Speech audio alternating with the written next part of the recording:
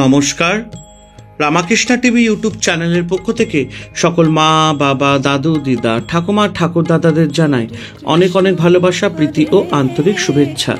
সবাই ভালো আছেন, ভালো থাকবেন। আমি আবারও চলে এসেছি শ্রী শ্রী রামকৃষ্ণ মিশনের স্বামী গীতানন্দ মহারাজজির লেখা ভাগবত কথা সম্পর্কে আলোচনা করতে।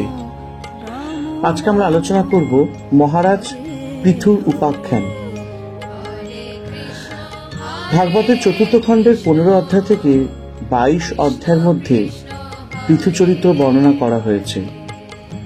বক্তা, মৈত্রী, মুনি আর শ্রোতা হচ্ছেন বিদুর। মহারাজ বেন অত্যন্ত অত্যাচারী, দুঃশীল এবং অধর্মপরায়ণ ছিলেন। তার অত্যাচারে অতিষ্ঠ হয়ে জনসাধারণ ও অমাত্যবর্গ বেনের মৃত্যু কামনা করতে থাকে।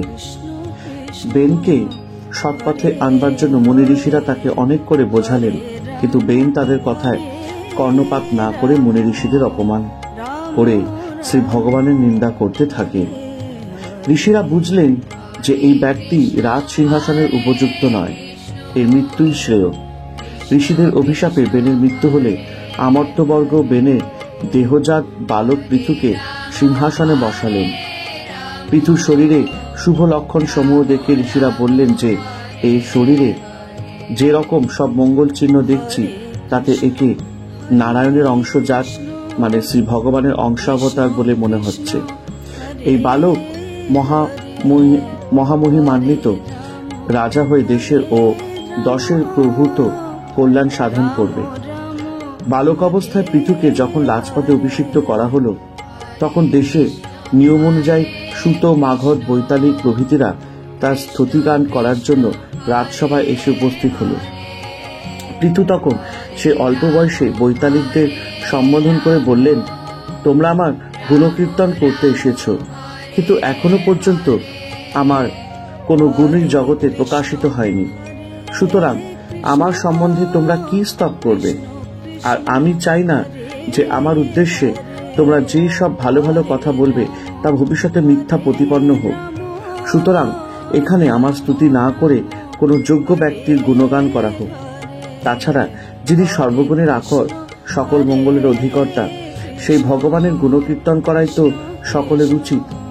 তাতে সত্য রক্ষা হবে এবং যারা সেই গুণকীর্তন শুনবেন তারা সকলেই উপকৃত হবেন। সুতরাং অনন্ত কীর্তি শ্রী ভগবানের গুণগান না করে আমার মতো অবার্চিনের স্তবগান করা অত্যন্ত অন্যায়। উদার চরিত্রের লোকেরা ক্ষমতা সম্পন্ন, খ্যাতিমান হলেও নিজেদের সম্বন্ধে প্রশংসা বাক্যে ব্রহ্ম হত্যারূপ নিতান্ত লজ্জাজনক বলে মনে করেন এবং তার নিন্দা করেন। মহৎ ব্যক্তি কখনো নিজের প্রশংসা নিজে করেন না এবং তা শুনতেও চান না। যারা আত্মমর্যাদা সম্পন্ন, যারা জ্ঞানী, তারা তো এমনিতেই বিনয় হন। নিজেদের গৌরব প্রচারে তারা অত্যন্ত পরাকাঙ্ক্ষ এবং মিথ্যা প্রশংসাকেও তারা ঘৃণা করে থাকেন। যদিও পৃথুর বয়স তখন অত্যন্ত কম, তবুও তার এইসব কথা থেকে তার অন্তরের মহত্ব বোঝা যায়। পৃথুর বিনম্র ব্যবহারই তার ভবিষ্যৎ জীবনের গুণাবলীর কথা সূচিত করে। রাজ্যভার গ্রহণ করে পৃথু অত্যন্ত বিচক্ষণতার সাথে রাজ্য শাসন এবং প্রজা পালন করতে থাকেন।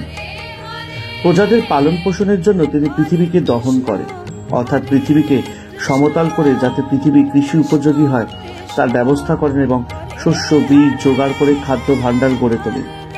তিনিই প্রথম গ্রামনগর, হাট, বাজার প্রভৃতি প্রতিষ্ঠা করে প্রজাদের থাকা খাওয়ার সুব্যবস্থা করেন। মহারাজ পৃথু একবার শত অশ্বমেধ যজ্ঞ করবার জন্য দীক্ষিত হলেন। এই যজ্ঞে দেবতা, গন্ধর্ব, মুনি, ঋষি, সিদ্ধ, যোগী, মহাপুরুষ, দৈত্য, দানব প্রভৃতি সকলে উপস্থিত ছিলেন। এই থেকে বোঝা যায় যে মহারাজ পৃথু প্রবল পরাক্রান্ত এবং অতি বিচক্ষণ রাজা ছিলেন। দৈত্য, দানব, গন্ধর্ব প্রভৃতি সকলেই তার কাছে পরাভূত হয়েছিলেন। দেবতাদের তিনি বিশেষ প্রিয় ছিলেন এবং মুনি ঋষিরা তাকে অত্যন্ত ভালোবাসতেন। শ্রী হরির কৃপায় পৃথুর শতাশ্বমেধ যজ্ঞ সুন্দরভাবে অনুষ্ঠিত হচ্ছে দেখে দেবরাজ ইন্দ্র ভাবলেন, পৃথুর কীর্তি যে আমাকেও ছাড়িয়ে যাচ্ছে। ইন্দ্রের ভয় পৃথু শতাশ্বমেধ যজ্ঞ সম্পন্ন করলে তিনি ইন্দ্রত্ব পদ লাভ করবেন। তাই পৃথুর প্রতি ঈর্ষা পরায়ণ হয়ে ইন্দ্র সর্বশেষ যজ্ঞের অশ্বটি হরণ করেন, কিন্তু ইন্দ্র ধরা পড়ে যান। পৃথু তখন অত্যন্ত ক্রুদ্ধ হয়ে ইন্দ্রকে বধ করতে উদ্যত হলেন। পুরোহিতেরা বললেন, মহারাজ, এই যজ্ঞ এখন চলছে, অতএব শাস্ত্রবিহিত পশুবধ ছাড়া অপর কাউকে বধ করা অনুচিত। সুতরাং আপনার যজ্ঞ নাশে উদ্যত ইন্দ্রকে আপনি বধ করবেন না। আমরাই বরং অনন্ত শক্তি সম্পন্ন মহামন্ত্র উচ্চারণ করে ইন্দ্রকে যজ্ঞাগ্নিতে আহুতি দেব। পুরোহিতেরা এইভাবে মহারাজকে আশ্বাস দিয়ে ক্রোধ ভরে মন্ত্র উচ্চারণ করলেন। পুরোহিতরা ইন্দ্রকে আহ্বান করে অগ্নিতে আহুতি দিতে যাচ্ছেন। সেই সময় ব্রহ্মা এসে তাদের নিষেধ করে বললেন, তোমরা যাকে বধ করতে যাচ্ছ, এই যজ্ঞের আরাধিত দেবতারা অগ্নি, যম, নিবৃত্তি, বরুণ, বায়ু ইত্যাদি সকলেই ইন্দ্রের অঙ্গস্থানীয়। সুতরাং ইন্দ্রকে বধ করা তোমাদের উচিত নয়।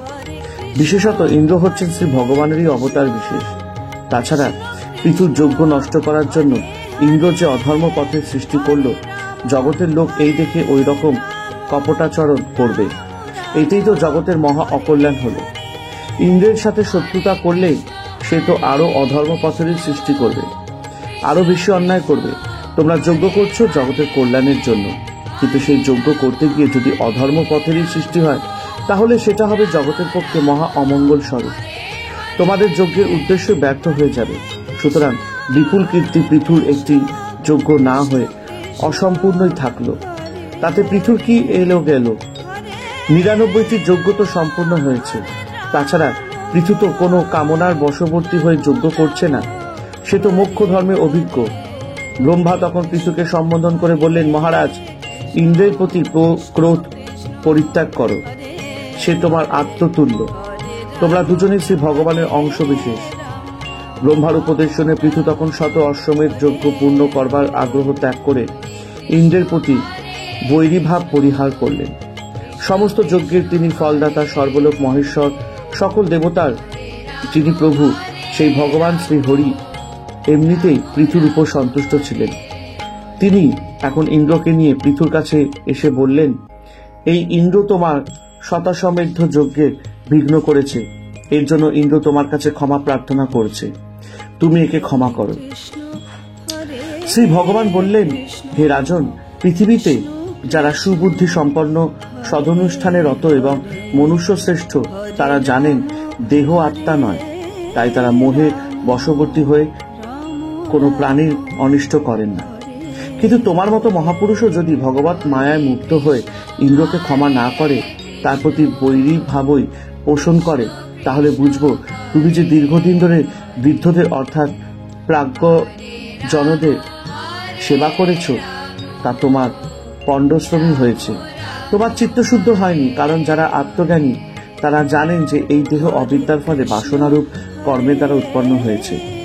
এই দেহ আত্মা নয়, সুতরাং তারা এই দেহের প্রতি কখনো আসক্ত হন না। আর এই দেহের প্রতি আসক্তি শূন্য হতে পারলে ধীর ব্যক্তি আর কখনো গৃহ, পরিবার, ধন, সম্মান ইত্যাদির প্রতি মমতাবদ্ধ হন না। দেহের প্রতি আসক্তির জন্যই লোকে অপরের প্রতি বৈরীভাব অবলম্বন করে থাকে। এই যে আত্মার কথা বলা হয়, এই স্বরূপ সম্বন্ধে বলা হচ্ছে। আত্মা একই অবস্থা সম্পন্ন, তার কোনো পরিবর্তন হয় না, কিন্তু দেহের বাল্য, যৌবন প্রভৃতি অবস্থান্তর হয়। আত্মা দোষ রহিত, কিন্তু মলমূত্রাদি দ্বারা দেহ দূষিত। আত্মার স্বপ্রকাশ, আর দেহ হচ্ছে জড়। আত্মা রূপ রসাদি শূন্য, আর দেহ হচ্ছে রূপ, রস প্রভৃতি গুণ সম্পন্ন। আত্মা হচ্ছে সত্য, রজ, তম প্রভৃতি গুণের আশ্রয় স্বরূপ, অর্থাৎ গুণাধীশ, আর দেহ হচ্ছে গুণাধীন। আত্মা সর্বব্যাপী, আর দেহ হচ্ছে ক্ষুদ্র, সীমাবদ্ধ। আত্মা অনাবৃত, কোনো কিছু দিয়েই তাকে আবৃত করা যায় না, কিন্তু দেহকে বস্ত্র, গৃহ প্রভৃতির দ্বারা আবৃত করা যায়। আত্মা হচ্ছে সাক্ষী, দ্রষ্টা, আর দেহ হচ্ছে দৃশ্য। আত্মা হচ্ছে নিরাত্মা, অর্থাৎ অন্য কিছুতে অধিষ্ঠিত নয়, আর দেহ আত্মাতে অধিষ্ঠিত। অতএব দেখা যাচ্ছে আত্মা দেহ থেকে ভিন্ন। এখানে আত্মার সাথে দেহের 9টি প্রভেদ দেখানো হয়েছে। যার এই জ্ঞান হয়েছে যে দেহ আত্মা নয়, তার আর বিষয় শক্তি থাকে না। তত্ত্বজ্ঞান লাভ করে সে তখন ব্রহ্মানন্দে প্রতিষ্ঠিত হয়, মোক্ষ লাভ করে।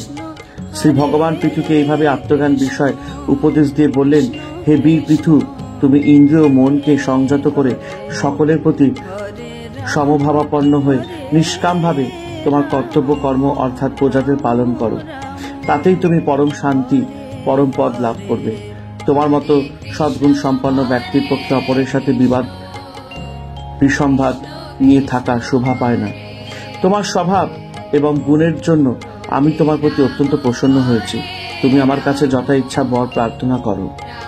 মহারাজ পৃথু তখন শ্রী ভগবানের সামনে কৃতাঞ্জলি পুঁতে দাঁড়িয়ে প্রেমাস্ত্র ধারায় সিক্ত হয়ে বলতে লাগলেন, হে বিভু, আপনি হচ্ছেন বড়দেশ্বর ব্রহ্মা প্রভৃতি দেবতারা যারা ভক্তদের বরদান করে থাকেন। আপনি তাদেরও ঈশ্বর। সুতরাং আপনার কাছে বিজ্ঞ ব্যক্তিরা কি কখনো অহংকার প্রভৃতি গুণের দ্বারা বিকারপ্রাপ্ত অর্থাৎ দেহাভিমানী ব্যক্তিদের মতো ভোগবস্তু প্রার্থনা করতে পারে?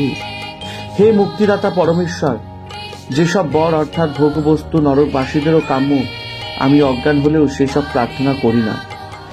আগের শ্লোকে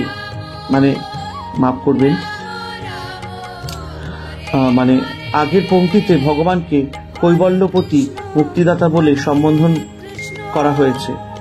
এতে মনে হতে পারে যে পৃথু বুঝি মুক্তির প্রার্থনা করছেন।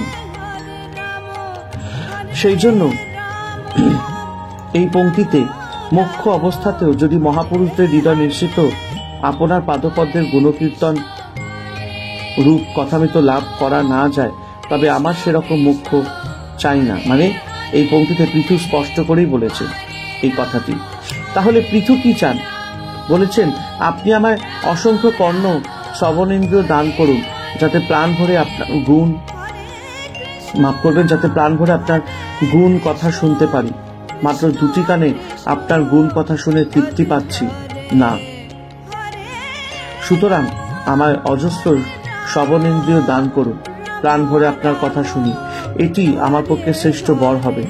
সেই শিয়ালের একই রাগ। শ্রীরূপ গোস্বামী বলেছেন, কৃষ্ণ এই দুটি বর্ণ যদি মুখে তাণ্ডবিনী হয় অর্থাৎ উচ্চারিত হয়, তবে বহু বহু মুখের জন্য বাসনা হয় অর্থাৎ বহু মুখে এই কৃষ্ণ নাম করার ইচ্ছা হয়। এই বর্ণ দুটি যদি কর্ণক্রোড়ে অঙ্কুরবর্তী হয় অর্থাৎ এই নাম যদি কর্ণে প্রবেশ করে, তবে 10 কোটি কর্ণের ইচ্ছা হয়। আর যদি চিত্ত প্রাঙ্গণে সঙ্গিনী হয় অর্থাৎ মনোর মধ্যে এই কৃষ্ণ নামের স্ফুরণ হয়, তবে সমস্ত ইন্দ্রিয় ব্যাপারে পরাজয় ঘটে, অন্য সমস্ত ইন্দ্রিয় স্তব্ধ হয়ে যায়। জানি না কত অমৃত দিয়ে এই দুটি বর্ণ তৈরি হয়েছে। পৃথু আরো বললেন, হে অনন্ত কীর্তিমান, সাধুদের মুখ থেকে কেউ যদি একবারও কোনো রকমে আপনার মঙ্গলবার কীর্তিকথা শ্রবণ করে এবং সে ব্যক্তি যদি নিতান্তই পশু প্রকৃতির না হয়, যদি গুণজ্ঞ হয়, তবে সে কেমন করে আপনার গুণকথা শ্রবণ বিরত হবে? সে আপনার গুণকীর্তন সর্বদাই শুনতে চাইবে, কারণ স্বয়ং লক্ষ্মী দেবী পর্যন্ত সকল প্রকার শ্রেয় লাভের ইচ্ছায় আপনার কীর্তিকথা শুনতে চেয়েছিলেন। আপনি দীনবৎসল, সেই জন্য বাসনা কামনারহিত সাধু মহাত্মারা জ্ঞান লাভের পরেও আপনার ভজনা করেন, কারণ মায়াজনিত অহংকার দ্বারা যে বিভ্রমের সৃষ্টি হয় তা আপনাতেই নেই। সেই জন্য নিষ্কাম সাধকেরা আপনার শ্রীচরণের ধ্যান করতে পারলেই তারা যথেষ্ট লাভবান হলেন বলে মনে করেন, তাই তারা আর অন্য কিছুই কামনা করেন না। এই শ্লোকে বলা হয়েছে যে নিষ্কাম সাধকেরা জ্ঞান লাভের পরেও আপনার ভজনা করে থাকেন, কারণ আপনার শ্রীচরণ ধ্যানের চেয়েও বড় কিছু প্রাপ্তব্য যে থাকতে পারে তা তারা জানেন না। ভাগবতে অন্যত্র রয়েছে, যারা আত্মারাম ব্রহ্ম মননশীল, তারা সমস্ত রকমের বিধি নিষেধের পারে গিয়েও কোনো কিছু করণীয় না থাকলেও কিন্তু শ্রী ভগবানের প্রতি ভক্তিভাব অবলম্বন করে থাকেন। ভগবানের গুণকীর্তন ও তার ধ্যান করেন। কেন করেন? শ্রী ভগবানের এমনই গুণ, এমনই আকর্ষণ যে মুনিরাও তাকে অহেতুকী ভক্তি করে থাকেন। মহারাজ পৃথু শ্রী হরিকে আরো বললেন, আপনি ভক্তদের এই যে বলেন বল গ্রহণ করো, আপনার এই রকম কথা আমার মনে হয় জগতের মোহ উৎপাদন করে, মানুষের বুদ্ধিকে গুলিয়ে দেয়। তো পৃথু বলছে যে আপনি ভক্তদের এই যে বলেন যে বর গ্রহণ করো, আপনার এই রকম কথা আমার মনে হয় জগতের মোহ উৎপাদন করে মানুষের বুদ্ধিকে গুলিয়ে দেয়। আপনার এই রকম বাক্যরূপ রজ্জুর দ্বারা যদি লোকেরা বদ্ধ না হতো, আপনার এই রকম কথায় যদি লোকেরা মোহিত না হতো, তবে ফলে লোভে উদ্ভ্রান্ত হয়ে তারা আপনার কাছে বর চাইবে কেন এবং বারবার কর্ম করে অশেষ দুঃখ ভোগ করবেই বা কেন? পৃথু বলছেন, আপনি আমাকে বর চাইতে আদেশ করেছেন, কিন্তু আমি তো কোনো বর চাই না। অজ্ঞ ব্যক্তিরা আপনারই মায়ায় বসে তুচ্ছ ভোগ বস্তুর প্রতি আকৃষ্ট হয়ে বর প্রার্থনা করে। দয়া করে আমাকে আর আপনি মায়ার রজ্জুতে বদ্ধ করবেন না। আপনি যে ভক্তদের বর দেবার লোভ দেখান এবং তাদের ভোগ করতে অনুপ্রাণিত করেন, এটা কিন্তু আপনার শোভা পায় না। যারা অজ্ঞ তারা তো আপনার এই মায়ার প্রভাবে সত্যস্বরূপ আপনার কাছ থেকে বহু দূরে অবস্থান করে, কারণ তারা আপনাকে ছেড়ে জগতের অন্য সব জিনিস মানে স্ত্রী, পুত্র, ধন, জন ইত্যাদি কামনা করে থাকে। তাই বলে কি আপনিও তাদের প্রতি বিমুখ হবেন? তাই বলছি, পিতা যেমন শত পবিত্র হয়ে পুত্রের কল্যাণ করে থাকেন, আপনিও তেমনি বিনা কারণেই আমাদের মঙ্গল বিধান করুন। বর দিয়ে আর ভোগে লিপ্ত করবেন না। যদি একান্তই বর দিতে হয়, তবে এই বর দিন যাতে আপনার পাদপদ্মে আমার শুদ্ধা ভক্তি হয়। পৃথুর স্তব শুনে সন্তুষ্ট হয়ে শ্রী ভগবান বললেন, হে রাজন, আমার প্রতি তোমার অচলা ভক্তি হোক। তোমার অত্যন্ত সৌভাগ্য যে আমার সম্বন্ধে তোমার এইরকম জ্ঞান হয়েছে। এইরকম জ্ঞানের দ্বারাই ধীর ব্যক্তিরা আমার দুর্জয় মায়াকে অতিক্রম করে থাকে। এইভাবে পৃথুর প্রতি অনুগ্রহ করে শ্রী ভগবান স্বস্থানে চলে গেলেন। শ্রী ভগবানের প্রতি ঐকান্তিক ভক্তির জন্য মহারাজ পৃথুর মন বৈরাগ্যভাবে পূর্ণ থাকত। শ্রী ভগবানের উপদেশে পৃথু বুঝেছিলেন যে শ্রী ভগবানের প্রতি মন স্থির রেখে নিরাসক্তভাবে কর্তব্য কর্ম করাই জীবনের শ্রেষ্ঠ সাধন, এবং সেই জন্য তিনি সংসার সুখে বিতরাগ হয়ে রাজ্য শাসন করতেন। রাজ্য শাসন বিষয়ে মহারাজ পৃথুর এমনই বিচক্ষণতা ছিল যে অপর সমস্ত রাজারা তারই আদেশ মেনে চলতেন। ন্যায় এবং ধর্মের প্রতি অবিচল থেকে নিষ্কামভাবে তিনি প্রজাদের পালন পোষণ করতেন। কখনো আসক্তির বশে কোনো কাজ করতেন না। কর্ম দুই প্রকার, সকাম ও নিষ্কাম কর্ম। আমরা যে ভোগ করি তা প্রায় সবই প্রারব্ধ পূর্বকর্মের ফল। এইভাবে ভোগের দ্বারা প্রারব্ধ কর্ম মানে পাপ অথবা পুণ্যফল ক্ষয় হয়, কিন্তু সকাম কর্মে আবার নতুন করে কর্মফল সঞ্চিত হতে থাকে। সুতরাং কর্মের দ্বারা কর্মস্রোতকে রোধ করা যায় না, ফলে জন্ম মৃত্যুর প্রবাহ চলতে থাকে। কিন্তু নিষ্কাম কর্ম করলে নতুন করে আর কর্মফল সঞ্চিত হয় না, কিন্তু প্রারব্ধ কর্মের ফল ভোগের দ্বারাই ক্ষয় হবে। সুতরাং প্রারব্ধ ক্ষয় হলেই কর্মস্রোতরূপ জন্ম মৃত্যুর প্রবাহ রুদ্ধ হয়ে যাবে। তখন জ্ঞান অথবা ভক্তির চরম অবস্থায় পৌঁছানো যায়। যজ্ঞাদির দ্বারা দেবতাদের সন্তুষ্ট করে রাজ্যের শ্রীবৃদ্ধি সাধন করা এবং রাজ্যের মঙ্গলের জন্য প্রজাদের যা করা উচিত সেই বিষয়ে শিক্ষা দেওয়া রাজার অবশ্য কর্তব্য। এই উদ্দেশ্যে মহারাজ পৃথু একবার একটি মহাযজ্ঞে ব্রতী হয়েছিলেন। সেই যজ্ঞে তিনি উপস্থিত সকলকে অতি সুন্দরভাবে নিজের নিজের কর্তব্য কর্ম সম্বন্ধে উপদেশ দিয়েছিলেন। মহারাজের যুক্তি এবং জ্ঞান গর্ভ উপদেশ শুনে উপস্থিত মুনি ঋষি এবং প্রজাবৃন্দ সবাই মহারাজের ভূয়সী প্রশংসা করতে লাগলেন। সেই সময় সূর্যের মতো তেজস্বী চারজন মুনি সনক, সনন্দন, সনাতন ও সনত কুমার আকাশ পথে সেই যজ্ঞ সভায় এসে উপস্থিত হলেন। মহারাজ পৃথু তখন সসম্ভ্রমে উঠে দাঁড়িয়ে যথোচিত পাদ্য অর্ঘ্য দিয়ে তাদের অভ্যর্থনা করে বললেন, হে মুনিগণ, আপনারা সাক্ষাৎ মঙ্গলময় স্থানেই আপনাদের যাতায়াত। আহা, আমি যেন কতই মঙ্গল আচরণ করেছি যাতে আজ আপনাদের দর্শন লাভ হলো। আপনাদের দর্শন যোগীদের পক্ষে দুর্লভ, আর বলছি কত ভাগ্যেই না আজ আপনাদের দর্শন লাভ হলো। আপনাদের আর কুশল প্রশ্ন কি করব? আপনারা সর্বদাই তো পরমাত্মার ধ্যানে মগ্ন, আনন্দস্বরূপ মঙ্গলময় চিন্তায় যারা সদাই বিভোর, তাদের আবার অমঙ্গলের আশঙ্কা কোথায়? আপনারা এই যজ্ঞস্থলে এসেছেন, সুতরাং সকলের মঙ্গলের জন্য আমি আপনাদের প্রশ্ন করছি, যাতে আপনাদের মুখে থেকে শুনে সকলে কৃতার্থ হতে পারে। আপনাদের প্রতি আমার দৃঢ় বিশ্বাস সম্পন্ন। আপনারা সংসার তপ্ত জনে পরম হিতৈষী। তাই জিজ্ঞাসা করছি, এই সংসারে কেমন করে অনায়াসে মঙ্গল লাভ হতে পারে? ঋষি 4 জনকে যজ্ঞস্থলে দেখে মহারাজ পৃথু তাদের প্রশ্ন করলেন। সংসারে তো দেখছি সবাই ইন্দ্রসুখের জন্য লালায়িত, ফলে কেউই পরমাত্ম সম্বন্ধে ভাবে না। আর অতি অল্প সংখ্যক লোক যারা পরমাত্ম বিষয় ভাবে, তারাও জানে না কেমন করে যথার্থ মঙ্গল হবে, অর্থাৎ এই দুঃখময় সংসার সমুদ্র উত্তীর্ণ হওয়া যাবে। এই তো মানুষের চিরন্তর প্রশ্ন, কিভাবে ভবসাগর পার হওয়া যাবে, কিভাবে জ্ঞান লাভ হবে, ভক্তি লাভ হবে। পৃথু আরো বললেন, ভক্তেরা ভগবানকে ভালোবাসেন এবং ভগবানও ভক্তের কাছে আত্মপ্রকাশ করেন।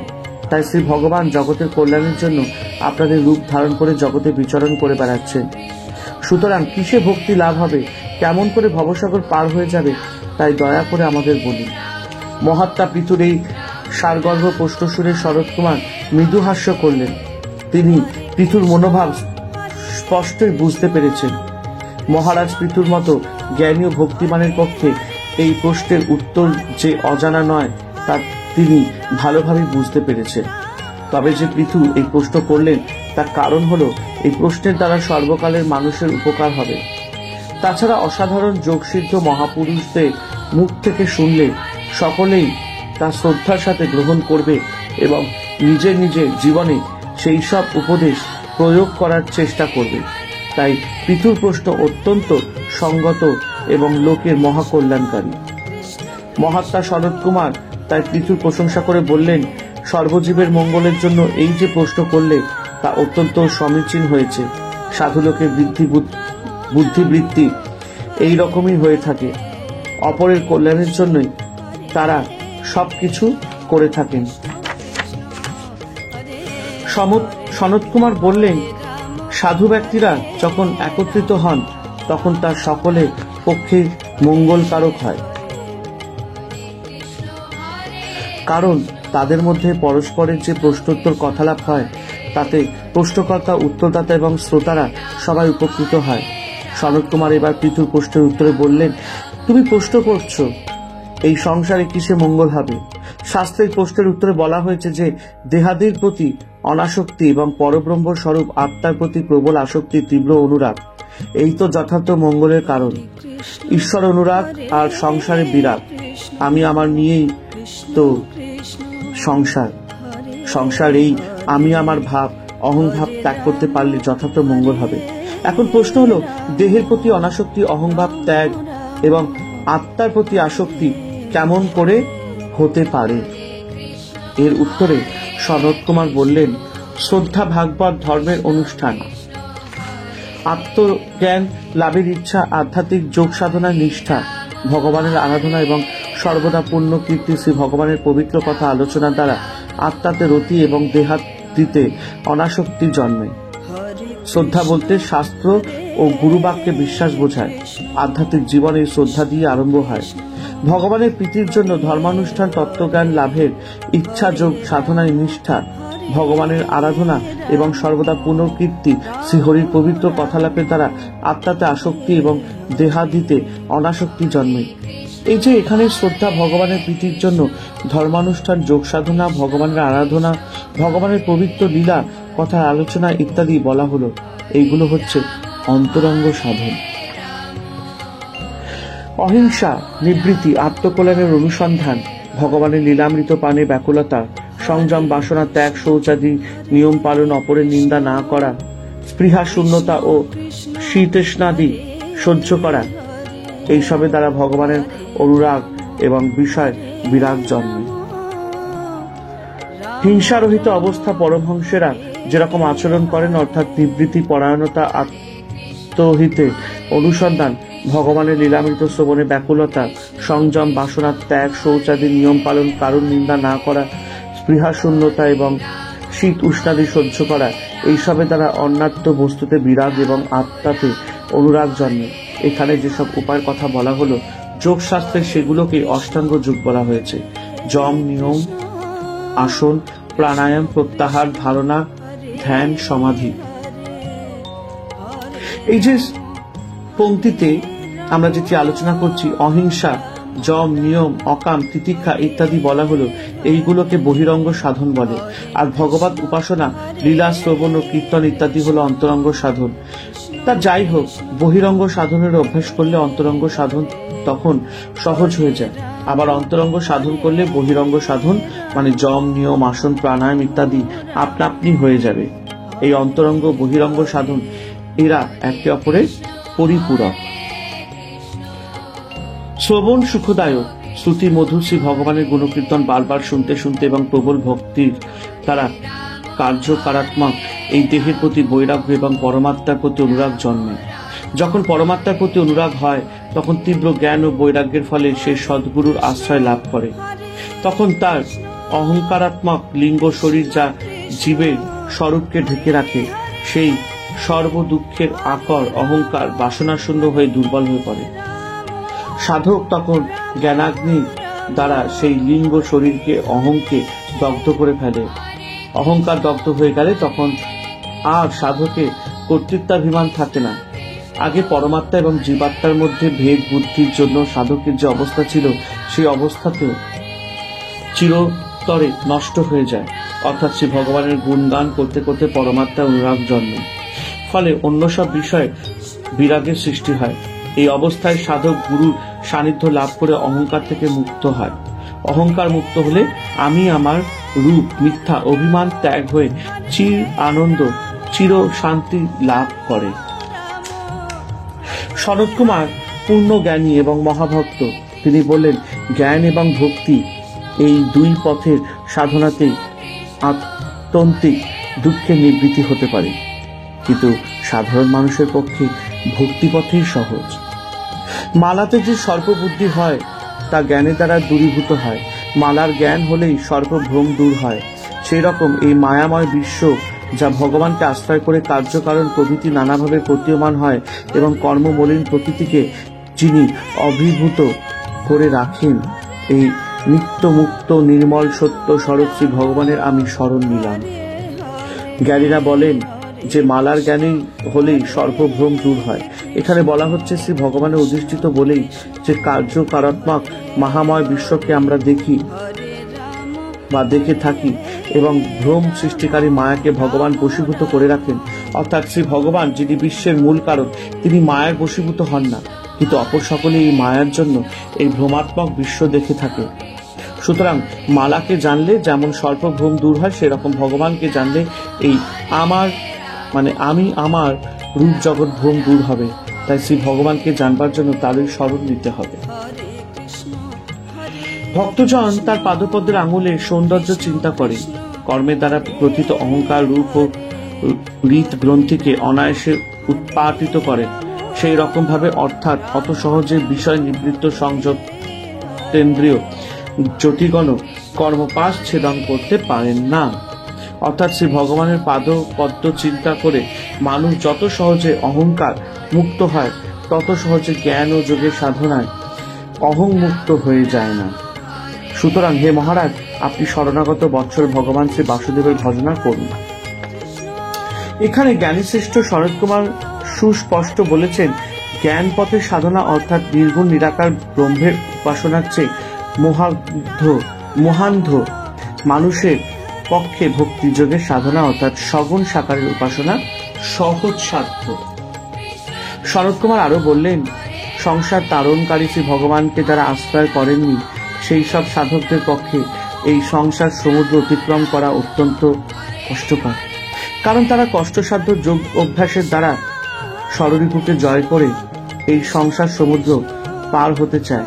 তাই বলছি, হে মহারাজ, সকলের যিনি আরাধ্য দেবতা সেই ভগবান বাসুদেবের পাদপদ্মকে নৌকারূপে অবলম্বন করে এই দুস্তর ভবসাগর অনায়াসে পার হয়ে যান।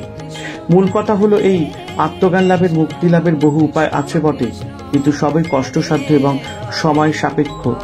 একমাত্র ভক্তিভাব অবলম্বন করে শ্রী ভগবানের আরাধনা করলেই ভক্তি এবং মুক্তি দুই অনায়াসে লাভ করা যায়। পূর্ণজ্ঞানী সনত কুমার মহারাজ পৃথককে ভক্তি তত্ত্বের এইসব উপদেশ দিলে পর মহারাজ জোর হাত করে তাদের বললেন, শ্রী ভগবানের অসীম কৃপায় তোমাদের সকল মাফ করবেন, আমাদের সকলকে অনুগ্রহ করার জন্য আপনারা এখানে এসে এই সব অতি উৎকৃষ্ট উপদেশ দিলেন।